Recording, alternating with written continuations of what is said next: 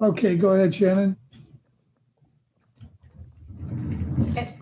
And Judge, before we Okay, start, can I just put a quick comment on the record when the court's ready? just a second. So we are on the record in the matter of Rhythm Grayson. So let's have everyone identify themselves for the record, and then you can go forward, Ms. McCluskey. Thank you. Natalie Tucker here on behalf of the agency. Nicole Traver, foster care. Rebecca McCluskey for Brianna Parasu. Hey, Kelly, I'm guardian ad litem. Go ahead, Ms. McCluskey. And I would just really quickly just reiterate that starting back in February, my client indicated it was her intent to release. She's also done that on the record in our previous two proceedings. She's never wavered from that, and for that reason and my inability to get a hold of her or her mother, and obviously her absence here, I would just say that I won't have a presentation, and I don't feel comfortable opposing a termination petition when it was her intent to release. So I just wanted to put that on the record, and I obviously have no ability to make a presentation on her behalf. So for those reasons, I'll have no questions or presentation. Understood. Thank you. Anything else preliminary? I don't believe so, Your Honor. Oh, Your Honor. Okay. Ms. Traver, would you raise your right hand, please? You do swear to tell the truth, the whole truth, and nothing but the truth, so help you God? Yes. State your full name for the record. Nicole Traver. Go ahead, Ms. Tucker. Thank you. Ms. Traver, you are employed by the Department of Health and Human Services. Yes. And is it through that capacity that you became involved with the case of Rhythm Grayson, date of birth, January 27th of 2020? Yes. Is it your understanding that the legal father of Rhythm Grayson is Dakota Grayson, date of birth, April 28th, 1993? Yes. Okay. And just to be clear, Dakota Grayson's parental rights to Rhythm have already been terminated. Is that correct? Yes. Okay. So the purpose of today's hearing is to make a determination as to Brianna Paraso's parental rights. Yes. And she is the mother of Rhythm, correct? Yes. And her date of birth is July 29th, 1994. Yes. Okay. So it looks like a termination petition was signed by you on January 29th of 2021. Does that sound correct? Yes. Okay. And in that petition, you list the statutory grounds of termination as being that 182 days have elapsed since the issuance of an initial dispositional order, and essentially the conditions that led to adjudication continue to exist. Yes.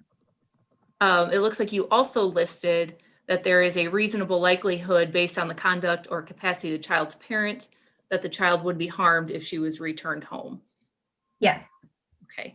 Is that the summation of all the termination allegations you listed in the petition? Yes.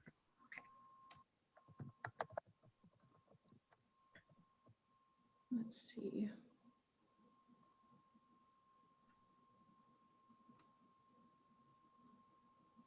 Do you recall that this file was adjudicated on May 6th of 2020? Yes. On that date, was Brianna also ordered to participate in some services? Yes. Do you recall what those services were? I do. She was court ordered to participate with a psychological evaluation and follow the recommendations, participate with a substance abuse assessment and follow the recommendations, random drug screening, obtain employment, and housing. Okay. And as part of that, was she also ordered to have supervised parenting time? Yes. Okay. So let's just kind of go through those one by one. You said that she was ordered to complete a psychological evaluation. Did she do that? Yes. Okay. And part of getting that psych eval done was to also follow any recommendations of the psych eval. Do you recall what the recommendations of the psych eval were? Do you care if I kind of glance at my notes? If you want to take a minute to look at it and then let me know when you're ready to answer, I just can't have you read directly from it. Okay.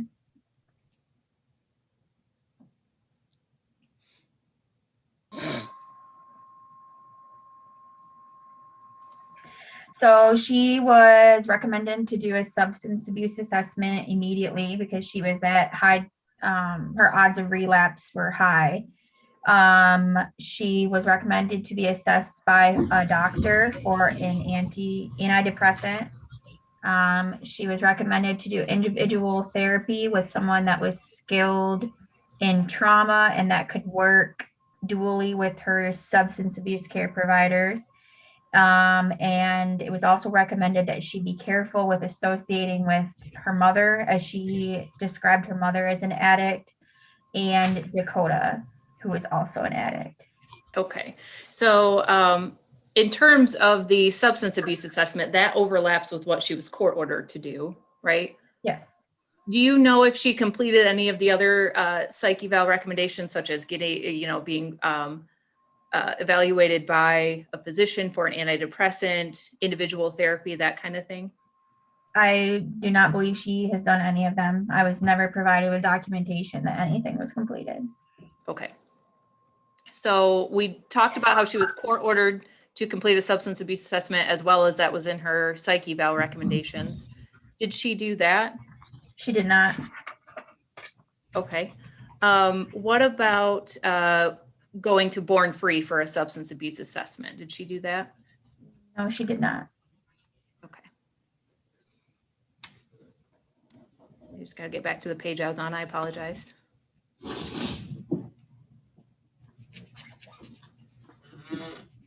Did she ever say that she had any barriers to getting to Born Free or any issues like that that prevented her from completing the substance abuse assessment? She had said on a few occasions she did not have transportation, so we provided bus tickets to her the 2 times that she had asked. Okay. Did she ever say, did you ever reach out to her to sort of remind her to get this done? A lot. Yes. Okay. How often would you say you'd reach out to her? Monthly at minimum. Okay. But despite all that, a substance abuse assessment was never completed. Correct. All right. So then let's talk about her drug screenings. How did she do on those? She only drug screened once. Okay. Was that positive for anything? I believe it was positive for oxycodone and THC. Okay. If I said that was back in September of 2020, does that sound right to you? Yes. Certainly she was expected to test since September of 2020, right? Yes, she was released from jail in August, and I had her set up to drug screen a few days after she was released. When was she released from jail? It was right around August 20th, or like within a few days of that. Okay. How did she do with drug screening once she was released? She only drug screened the 1 time. Okay. So after jail, she never completed a drug screen at all? Aside from that one on September 15th, no. Okay. Again, did she complain of any barriers or anything like that? Aside from the 1 time I gave her bus tickets, no. Okay. And is it fair to say you also reminded her that she needed to drug screen? Yes. What about a parenting class? How did that go? She did complete the intake, and I do not believe she participated with any sessions. Okay. So overall, that was not completed. No. All right. Moving on then to supervised parenting time. Can you give us kind of an overview of how she did with that? She was offered parenting time twice a week, and she no-showed or canceled, I would say, at least half of those visits. Okay. It looks like in your petition you wrote that she canceled or no-showed for 16 out of 31 parenting times. Does that sound right? Yes.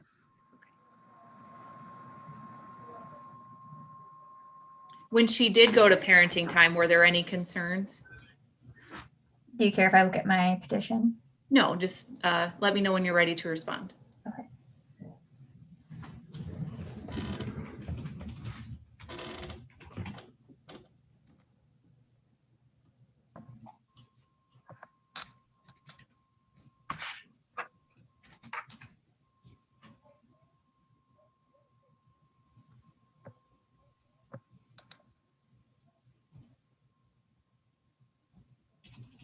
Aside from her no showing or not coming, there wasn't a ton of issues. Okay. So when she did show up, there wasn't anything concerning. No. I believe you mentioned that she was court ordered to obtain and maintain appropriate housing. Tell me about her efforts with that. She had never provided me with documentation of any housing. The only, she did report an address she was living at, but she said she was going to sublease it from a friend. And I'd ask her every month, like where that was at, and she never was able to give me documentation that she was subleasing or that anything was in the works with that. Okay. And I will note that that was Section 8 housing, and I do not believe you can sublease a Section 8 housing from somebody when there's a wait list for that. Okay. As we sit here today, do you know where Miss Pariseau is living? I do not. What about employment? What kinds of efforts did she make to obtain and maintain legal employment? So she was working for Shipped, which is like the groceries where you pick them up and deliver them. And she did give me documentation that she was employed with them, but she would never, I'd ask for like a list to show that she was actually working, since it's a create your own schedule kind of job. And she never provided me with any record that she was working, aside from that she was employed there. Okay, so if I understand you correctly, she provided proof that she essentially signed up as a Shipped shopper, but then she couldn't or never provided confirmation of when she actually worked that job. Yes. Okay.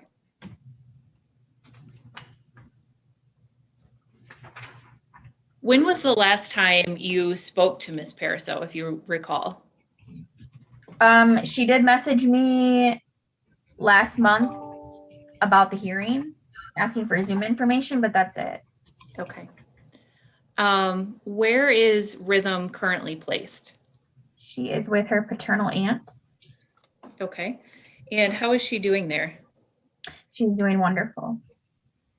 How long has she been with that placement? A year last month. Okay. And should the court choose to terminate Miss Pariseau's rights, is there any plan for adoption from that placement? Yes. Okay. And you mentioned that this was a paternal aunt. Yes. Do you know if there's any contact between placement and Miss Pariseau? There is not. Okay. Is there any concerns of anything along those lines between placement and Miss Pariseau? No. Okay. I know we kind of talked about these in the sense that you discussed providing bus tickets and continuously reaching out to Miss Pariseau, but can you tell me some of the other reasonable efforts that have taken place in this case? We had, aside from the ones we've already gone over, or Yeah, or just, you can just list them, whatever efforts you have made in this case that you can think of. okay. Well, Rhythm was in the special care nursery at Allegiance for the first few days that she was born. Drug screens, born free, the psychological evaluation, bus tickets, counseling referrals, which she declined, supervised parenting time, family team meetings early on. Okay. Is it fair to say that CPS investigations and CPS ongoing services was also part of those reasonable efforts? Yes. And again, you said that you continuously reached out to Ms. Pariseau. Yes. With all of that in mind, do you believe that it is in Rhythm's best interest for the parental rights of Brianna Pariseau to be terminated? Yes. Can you expand as to why you believe that? There is no bond. I can count on, maybe two hands how many times she visited with Rhythm. That's my biggest thing. There's no bond, and she hasn't done any of the court-ordered services to alleviate the reasons that brought Rhythm into care. Okay. Let's say Ms. Pariseau came forward today and suddenly started participating in all the services. Are you able to say how long it would take before she could be an appropriate parent to Rhythm? No, with the addiction, I don't know. Okay, fair to say if we were to essentially start over with services with her, it would take a significant amount of time. Is that fair? Yes. I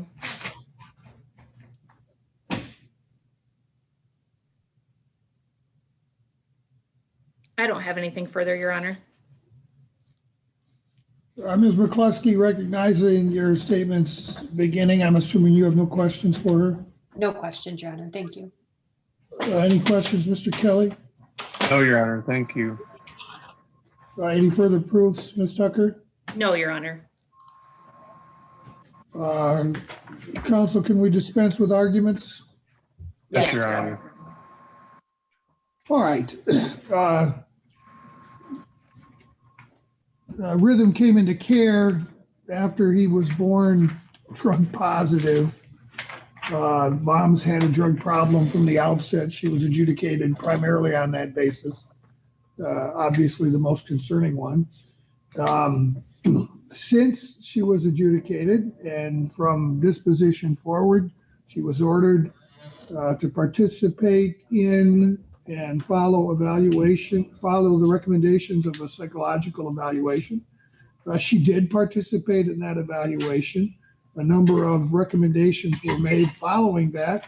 It does not appear that she has followed any of those recommendations. The psych eval and independently ordered by this court to obtain a substance abuse assessment and follow the recommendations. She was referred for a substance abuse assessment, but never completed it.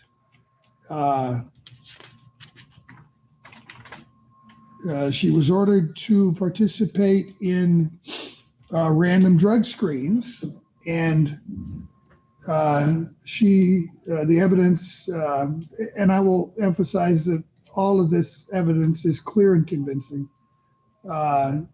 She drug screened once since adjudication and tested positive for THC and oxycodone.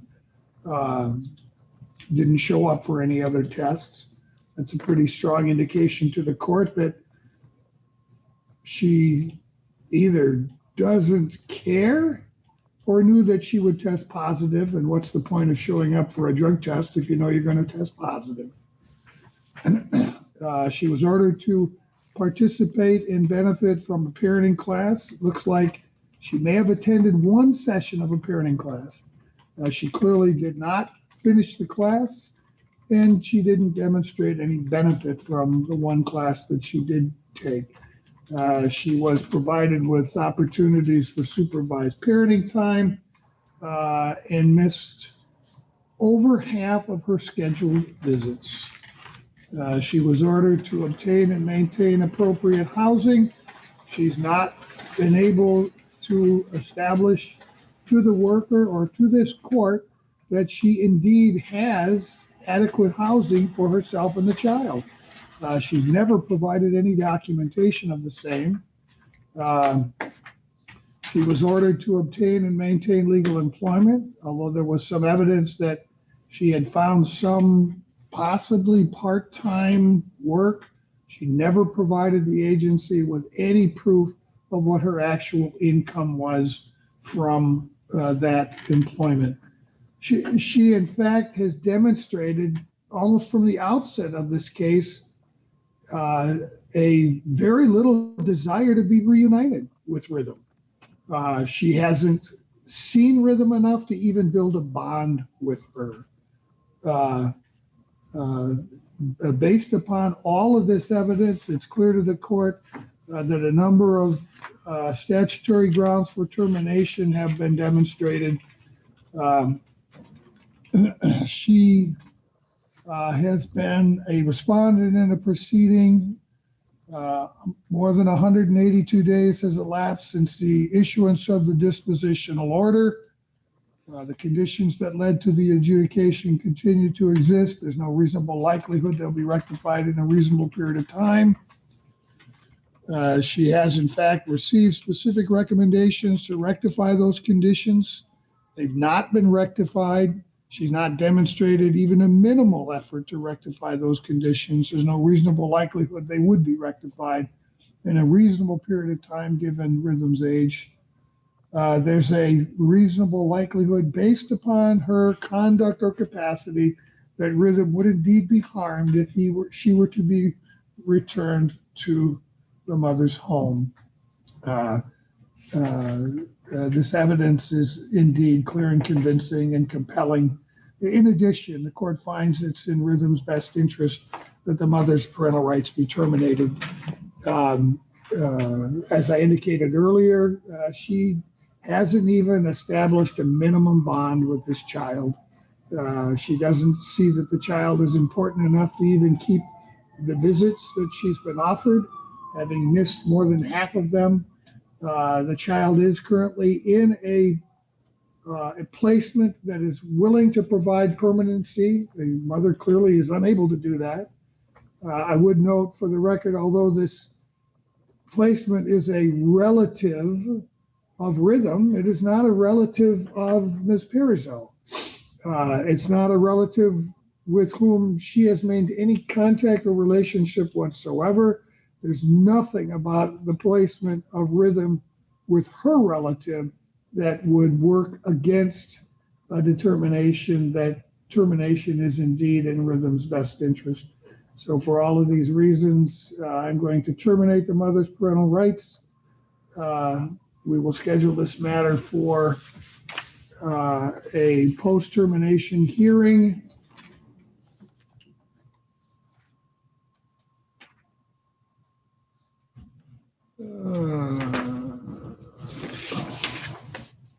I don't think I did one because I thought she was going to release.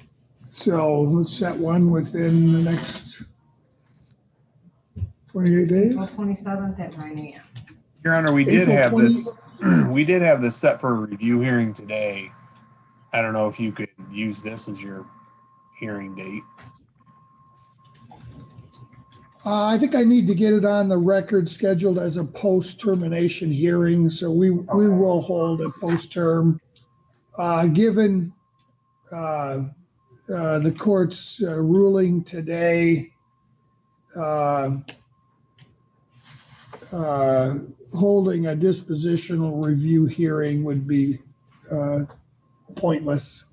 Right. I think we put it on the calendar, expecting that perhaps we might have mom's cooperation. I think the difficulty we've had even getting her to show up for a hearing or to do the minimum follow-through necessary to effectively release her rights is indicative of her lack of interest in being reunified with her daughter. So I'm sorry, give me that date again, Shannon. April 27th at 9. April 27th at 9 a.m. Thank you all. Have a good day. Thanks, Thank John. you. Bye-bye.